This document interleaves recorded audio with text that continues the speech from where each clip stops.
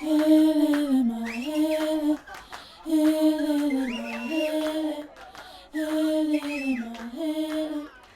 day, grade 10. Today we're going to learn about the water cycle. And here's something to think about.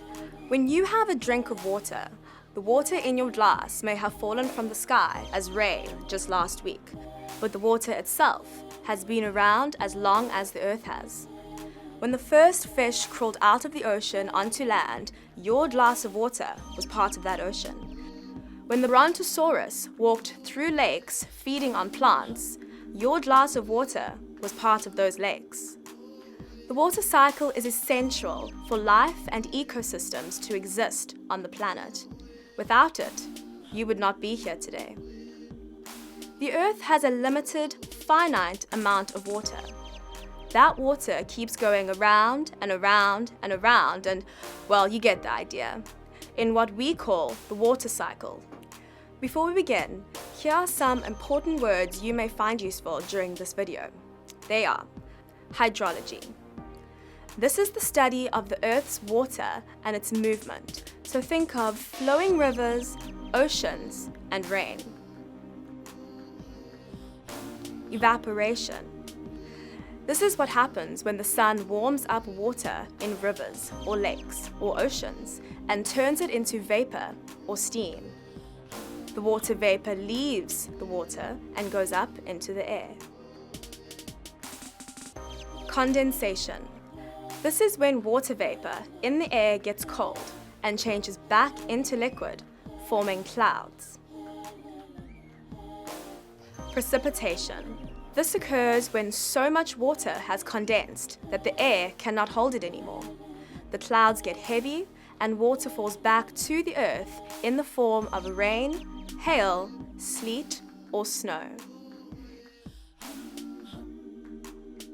Evapotranspiration. Evapotranspiration.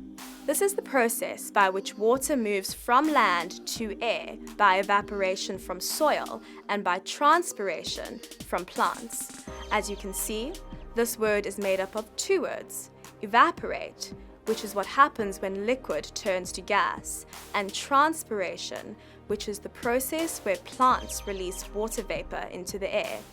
Similar to when humans sweat, so when people perspire, plants transpire. The water cycle describes the flow of water on, below, and above the surface of the earth, where the water exists as ice, fresh water, saline or salt water, atmospheric water or gas, depends on the climate. Water moves from river to ocean, or from ocean to the atmosphere by evaporation, condensation, precipitation, infiltration, and runoff. In doing so, the water goes through different phases: liquid, solid or ice, and gas or vapor. Let's take a closer look at how it works. The sun, which drives the water cycle, heats water in oceans and seas. Water evaporates as water vapor into the air. Even ice and snow can convert directly into water vapor. Water is purified during evaporation. Evapotranspiration happens when water transpires from plants and evaporates from the soil. Rising air currents take the vapor up into the atmosphere, where cooler temperatures cause it to condense into clouds. Clouds grow, bump into one another, and fall out of the sky as precipitation. Some precipitation falls as snow or hail or sleet. It can even accumulate as ice caps and glaciers, which can store frozen water for thousands of years. But most water falls back into the oceans or onto land as rain and flows over the ground as surface runoff. Some of the runoff enters rivers in valleys, with streams flowing back towards the ocean.